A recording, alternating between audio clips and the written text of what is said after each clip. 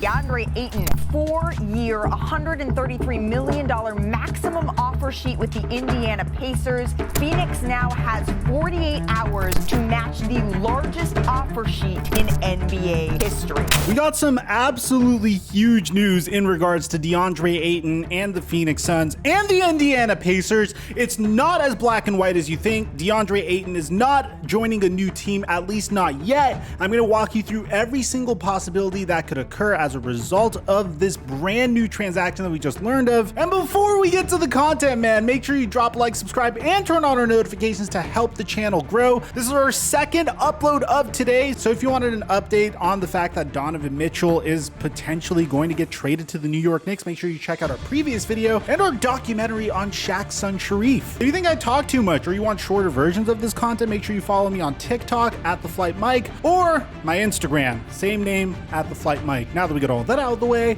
cue the intro.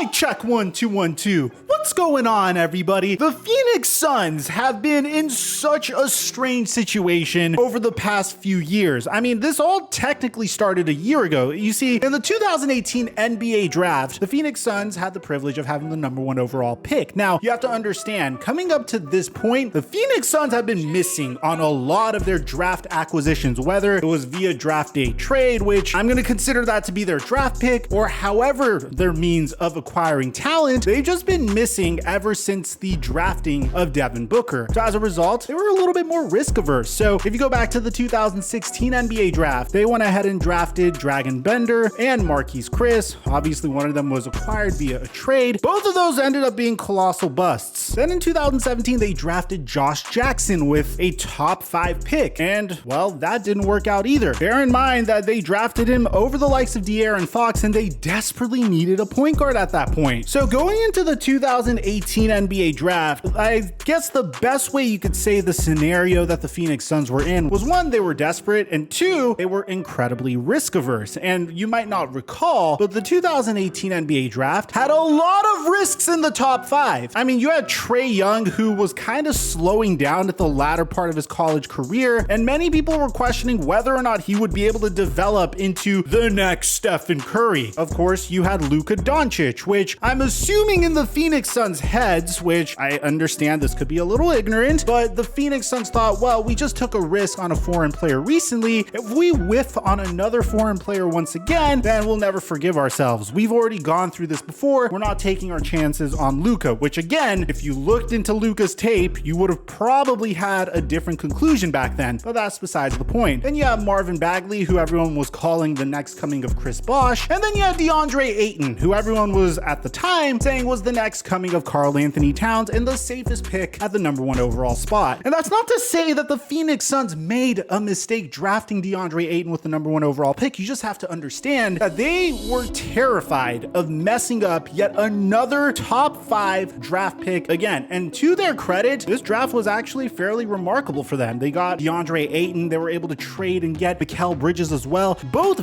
big parts of their rotation. And following this year, they started doing better in the NBA draft. Here's where things got a little problematic. Following that incredible bubble performance where they went undefeated in the bubble, but weren't good enough to make it to the play-in, the Phoenix Suns decided to swing for the fences. They traded for Chris Paul. This took a team that was already trending upward and put them in a situation where, at least on paper, they are contenders. Chris Paul was the missing piece. It's all that they needed. They just needed a floor general, and they got quite possibly one of the greatest floor generals in NBA history. And as a result of that, now the Phoenix Suns have a championship window, and that championship window is directly proportional to how long Chris Paul could stay a productive point guard for, at least from this point to the end of his career. And they're betting pretty big on Chris Paul being able to be one of those LeBron James-esque players, not in the sense where he's going to put the same exact production up as LeBron James, but will at the very minimum be able to continue this level of productivity until the age of 40. And they're paying him as such. A 4-year, $120 million contract extension at the age of 36, which means when it comes to Deandre Ayton, their hands are a little tied. And the thing that's unfortunate for Deandre Ayton is he's just playing in the wrong era. I mean, if this was the mid-2000s, man, back when teams were trying to build around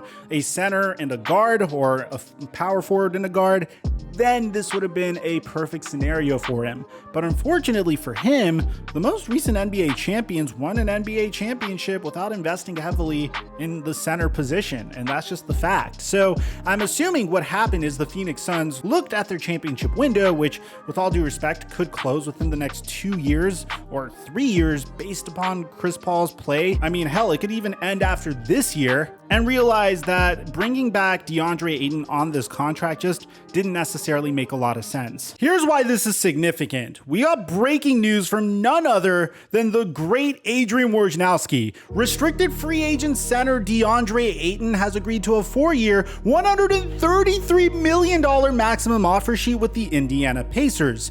The Phoenix Suns have 48 hours to match the largest offer sheet in NBA history. Man, I want to say, like, my very first reaction to this was, okay, it's fine. The Phoenix Suns could just pull off a little sign and trade.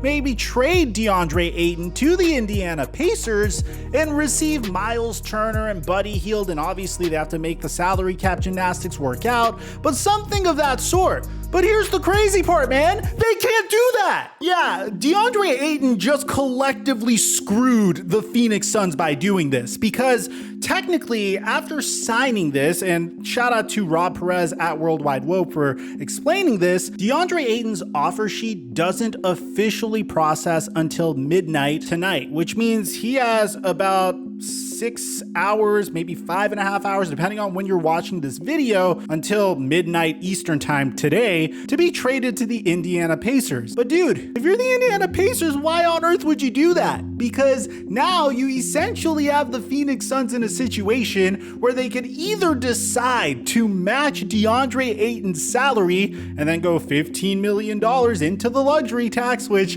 man, it'd be so nice to see Robert Sarver paying some luxury tax for once in his life, or they need to figure out a way to trade him to some other team within the next 7 hours. So this is gonna cause a ton of urgency in the entire NBA. I mean, I don't necessarily know if the Phoenix Suns still are allowed to try to call up the Brooklyn Nets and trade Deandre Ayton to the Brooklyn Nets. I'm unsure if that's legal at this point, but at this point, Deandre Ayton just completely screwed the Phoenix Suns. I mean, maybe the Indiana Pacers are in a situation where they'd be interested in negotiating with the Suns at this point, but why would you do that if you know the Suns are reluctant to match the offer sheet that Deandre Ayton is given? So to summarize all this, Phoenix has until Saturday night, midnight, to match the largest offer sheet in NBA history. The contract is binding, and a sign and trade cannot be completed. If Phoenix matches, Ayton has veto power on any trade after January 15th, and he cannot be traded to the team that offered him the offer sheet, which is the Indiana Pacers. Now, in addition to this, Indiana technically doesn't have the cap space to sign Deandre Ayton, so they have to clear $4.7 million in cap space to reach $30.9 million in salary. And they actually did end up doing this by waiving guard Dwayne Washington and waiving and stretching the 3 players who arrived in the Boston trade for Malcolm Brogdon, Malik Fitz, Juwan Morgan, and Nick Stauskas. That'll create the cap space to sign Deandre Ayton to the max offer sheet. Now, so far, the Phoenix Suns haven't shown an interest in negotiating a sign and trade on Ayton with the Pacers, but the expectation remains that the Phoenix Suns will match the record $133 million offer sheet once it's signed, sources tell ESPN. Now, the Suns could trade Ayton as soon as January 15th once the sheet is matched. If the Suns match, however, once again, Deandre Ayton has veto power in any trade for a full year. So here's how I'm grading this, man. For the Indiana Pacers, I give them an A+. I mean, honestly, if there was any opportunity to acquire a young center that you could potentially develop a former #1 overall pick, this is probably the best means of doing so. So you shot your shot. I don't necessarily think that the Phoenix Suns are going to let him go, but they are the Phoenix Suns, so with them, nothing really surprises me at this point. If you get Deandre Ayton, then you also have Miles Turner and Buddy Hield you could still trade to other teams, and I honestly think the Indiana Pacers are just doing wonderfully in their rebuild so far. Every single step of the way they went about it by saying that every single player is on the trade block, the assets they were able to get in return for some of those players, like they got Tyrese Halliburton back for Deandre Sabonis. That's a player that you could rebuild around and at least have your fans excited about as you're rebuilding. So even though it might be a long shot that they get Deandre Ayton, I still think this was a great move for them. For Deandre Ayton, man, I tweeted this out. This man is a master businessman. I don't know if it was him or if it was his agency. It was probably his agent by telling him to do this, but it was an absolute genius decision by going to any team that'd be interested in his services, signing a max contract offer sheet, and then looking at the Phoenix Suns and saying, your move, while the Phoenix Suns were trying to trade him over this past offseason. I mean, if you're Deandre Ayton, man, if you could play on the Phoenix Suns with a maximum contract, that's probably the biggest W possible. I mean, you're playing on a team that's contending in the West, and you're getting paid big money to do so. I don't think there's a bigger possible W than running it back with Devin Booker and Chris Paul and Mikal Bridges and getting that maximum contract deal that pays you just a little bit over $33 million a year annually.